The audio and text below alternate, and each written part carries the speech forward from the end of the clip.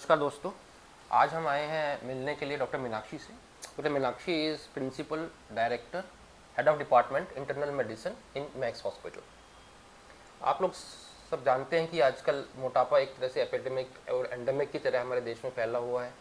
और क्योंकि हमारा जो ये पॉडकास्ट है ये कैंसर से रिलेटेड बातों में डिस्कशन करता है, ये भी इम्पोर्टेंट है समझना कि इवन ओबेसिटी, मोटापा भी बहुत कैंसरों को जन्म देता है।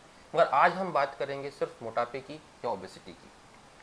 हम कुछ सवाल आज लेकर आए हैं मैडम के लिए, जो कि हम उनसे डिस्कस करेंगे। नमस्कार मैडम। नमस्कार। मैडम, मैं ये एक बात आपसे जानना चाहता हूँ कि आपने ये, हम सब जानते हैं कि आजकल समाज में कुछ मेडिसिन आ गई हैं जो कि एक तरह से वंडर ड्रग की तरह लिया जा रहा है कि भी उनको यूज़ किया जाए, जिसमें ओज़ेम्पिक भी एक नाम है।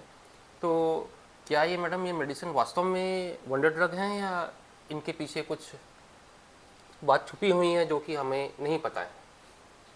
बहुत अच्छा सवाल है डॉक्टर पंकज। देखो, जैसा कि आपने बताया, ओबेसिटी या मोटापा डायबिटीज़ की तरह एक एपिडेमिक इंडिया में बनता जा रहा है।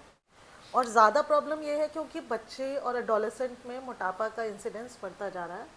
और मोटापे से बहुत सारी प्रॉब्लम्स होने लगी हैं, जैसे लिवर डिजीज़ होती है, ब्लड प्रेशर हो जाता है, ऑब्स्ट्रक्टिव स्लीप एपनिया हो जाता है, हार्मोनल डिसऑर्डर पीसीओएस हो जाता है। और जैसा कि आपने बताया, ओबेसिटी बहुत सारे कैंसर्स को भी जन्म देती है, जैसे एंडोमेट्रियल कार्सिनोमा है, ओवेरियन कार्सिनोमा है। बहुत सारे कैंसर्स ओबेसिटी की वजह से हो सकते हैं। तो ओबेसिटी को कम करना इंडिया के लिए एक बहुत बड़ा चैलेंज है और हमें ऐसी इंटरवेंशंस की और ऐसी गतिविधियों की ज़रूरत है जिससे मोटापा कम हो, ताकि इंडिया में जो डायबिटीज़ का बर्डन है, जो बढ़ता हुआ बर्डन है कि इंडिया को अभी डायबिटीज़ की कैपिटल माने जाना लगा है, डायबिटीज़ का बर्डन कम हो और बीमारियों का incidence like heart disease, hypertension, ये सब भी कम हो। तो ओबेसिटी को ट्रीट करना बहुत ज़रूरी है। अब ओबेसिटी को कैसे ट्रीट करना है? देखो, ड्रग्स तो हैं, but drugs are not for everybody. वो एक पर्टिकुलर प्रॉब्लम या पर्टिकुलर व्यक्ति के लिए है। हमें अगर ओबेसिटी को एज अ होल डील करना है तो सबसे इम्पॉर्टेंट है कि हम अपना खान पान सुधारें।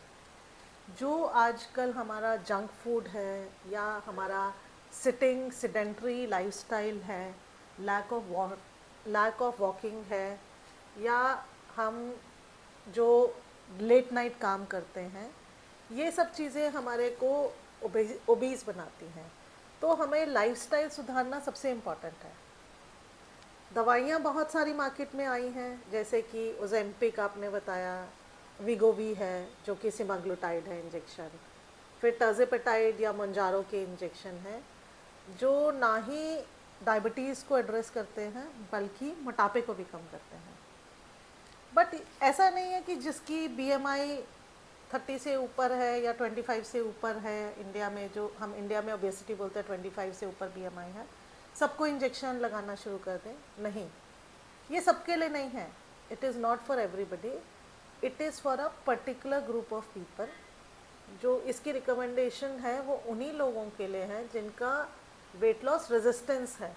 जैसे आपका अगर वेट लॉस लाइफस्टाइल मॉडिफिकेशन के बाद या एक्सरसाइज करने के बाद या लो कैलोरी डाइट के बावजूद अगर कम नहीं होता है, और साथ में आपके रिस्क फैक्टर्स हैं, जैसे आपको डायबिटीज़ है, हार्ट डिजीज़ है, या ऑब्स्ट्रक्टिव स्लीप एपनिया, स्नोरिंग की बीमारी है, तभी ये ड्रग्स रिकमेंडेड हैं। तो जैसा कि आजकल सुनने में आया कि जिम वाले लोग अगर वेट लॉस नहीं होता तो इस तरह की ड्रग्स प्रिस्क्राइब कर देते हैं, या लोग अपना खूबसूरत दिखने के लिए ये दवाई यूज़ करते हैं, तो वो बिल्कुल सही नहीं है। बिकॉज़ ये दवाइयों का गुड इफ़ेक्ट भी है और साथ में कुछ रिस्क भी इनके साथ एसोसिएटेड हो सकते हैं। सबसे पहले तो हम गुड इफ़ेक्ट्स की बात करते हैं। गुड इफ़ेक्ट्स ये हैं कि अगर आपका रेजिस्टेंट वेट लॉस है और शुगर कंट्रोल्ड नहीं है, या आपको एडवांस लिवर डिजीज़ हो रही है, तो ये दवाइयाँ आपके वेट को कम कर सकती हैं। और वेट कम करने के साथ साथ ये आपका इंक्रेटिन को बढ़ा देती है, जिसकी वजह से आपके शुगर्स भी कंट्रोल हो जाते हैं।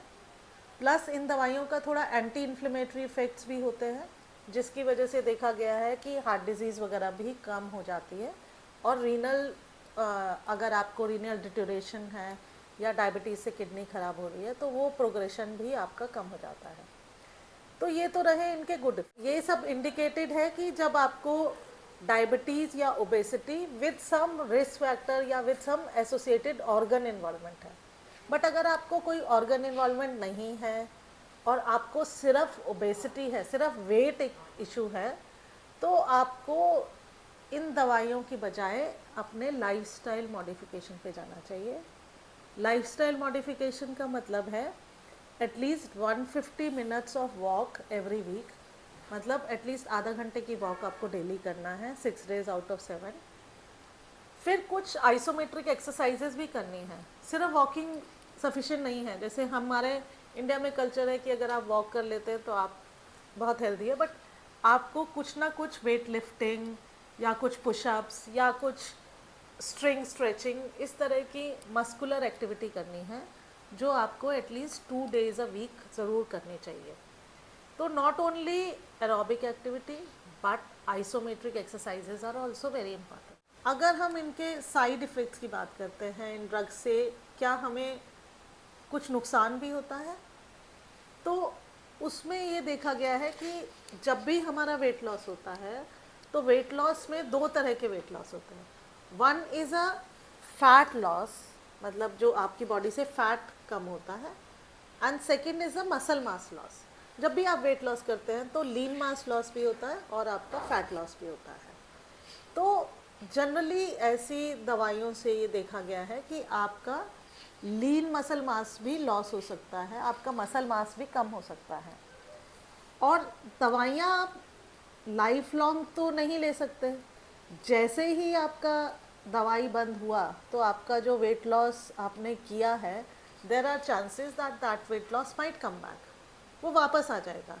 And when you regain the weight, जब भी आप वेट वापस रीगेन करते हैं तो उसमें ज़्यादा गेन आपका होता है फैट का, और मसल आपका इतना गेन नहीं होता, because once muscle is lost it's very difficult to rebuild the muscle. Muscle building के लिए आपको बहुत प्रोटीन, बहुत आइसोमेट्रिक एक्सरसाइजेज और बहुत स्ट्रेंथ ट्रेनिंग की ज़रूरत होती है, तब मसल वापस आता है। डॉक्टर साहब, ये तो आपने काफ़ी अच्छी तरह से हमें बताया कि भाई क्या फ़ायदे हैं दवाई के, क्या नुकसान हैं दवाई के। और जो बात मुझे बार बार समझ में आई है वो ये आई है कि भाई इंजेक्शन को स्टार्ट करना तो ठीक है, पर उसको फिर लगातार यूज़ करना पड़ेगा। यदि हम बंद करते हैं तो प्रॉब्लम फिर से आ सकती है, और प्रॉब्लम बढ़ के आ सकती है, क्योंकि मसल मास नहीं बढ़ेगा और फैट बढ़ जाएगा, जो कि हमारे लिए नुकसानदायक हो सकता है। तो डॉक्टर साहब, इसके साथ एक और बड़ी इंपॉर्टेंट पॉइंट बात ये है डॉक्टर साहब कि ये जो दवाइयाँ हैं ये बड़ी कॉस्टली हैं। ये तो आप जानते हैं हिंदुस्तान में किस तरह का हमारा डायनेमिक्स है फाइनेंशियली। तो क्या आप ये समझती हैं कि आज हम तैयार हैं, हमारा हिंदुस्तान तैयार है इस दवाई को यूज़ करने के लिए, लेने के लिए, या कुछ और बहुत संभावना है फ्यूचर में जिससे कि हमारा आम आदमी भी इस दवाई को ले पाएगा? बहुत अच्छा सवाल किया डॉक्टर पंकज। हमारे पास इंडिया में डिज़ीज़ बर्डन बहुत ज़्यादा है, बट डिज़ीज़ को ट्रीट करने का फाइनेंशियल सपोर्ट बहुत कम है। तो India is not as yet ready to accept such a huge financial burden for control of obesity and diabetes। तो इंडिया को अपने तरीके से चलना पड़ेगा। हमें सबसे पहले लोगों की सोच में, उनके खान पान में सुधार करना पड़ेगा, उनकी फ़िज़िकल एक्टिविटी को बढ़ाना पड़ेगा। दवाइयाँ अच्छी हैं, कुछ पर्टिकुलर स्ट्रेटा के लिए ज़रूरी भी हैं, जैसे कुछ पर्टिकुलर ओबीज़ डायबिटीज़ हैं जिनको हमें सर्जरी करानी पड़ती है वेट रिडक्शन के लिए, या किसी को बहुत ज़्यादा खराटे की प्रॉब्लम है और वो उसको लिए मशीन लगानी पड़ती है, या यंग लड़कियों में पीरियड्स का प्रॉब्लम है जिसकी वजह से इनफर्टिलिटी हो जाती है। तो किसी स्ट्रेटा में हमें इन दवाइयों की एक्चुअली ज़रूरत भी है, बट इंडिया में इसकी अफोर्डेबिलिटी बहुत कम है। तो हमें इसके ऐसे मॉलिक्यूल्स बनाने की ज़रूरत है या इंडिया में मैन्युफैक्चर करने की ज़रूरत है जिससे इसकी कॉस्ट कम हो जाए और ये ड्रग जो है उन नीडी मासेस पे पहुंच सके जिनको एक्चुअली इसकी ज़रूरत है। But again, misuse of this drug has to be avoided. It is not for cosmetic weight loss, it is for medical reason only. ये इसलिए नहीं है कि आप क्योंकि आप एक्सरसाइज नहीं करना चाहते, क्योंकि आप जिम नहीं जाना चाहते, क्योंकि आप डाइट कंट्रोल नहीं कर सकते, अपना लाइफस्टाइल नहीं सुधार सकते, तो आप इंजेक्शन लगाओ और अपने तरीके से जियो, उसके लिए नहीं है। ये कुछ पर्टिकुलर मेडिकल कंडीशंस के लिए है जिसमें रेजिस्टेंट वेट होता है और जो बाकी लाइफस्टाइल इंटरवेंशन से कम नहीं होता। तो it is not for everybody and it is not to be taken on your own, only by a physician prescription who deals into anti-obesity medications. Thank you doctor साहब, बहुत बहुत शुक्रिया आपका, आपने समय दिया हमें और हमारे दर्शकों को बहुत अच्छी तरह से चीज़ों को एक्सप्लेन किया। धन्यवाद। Thank you. धन्यवाद।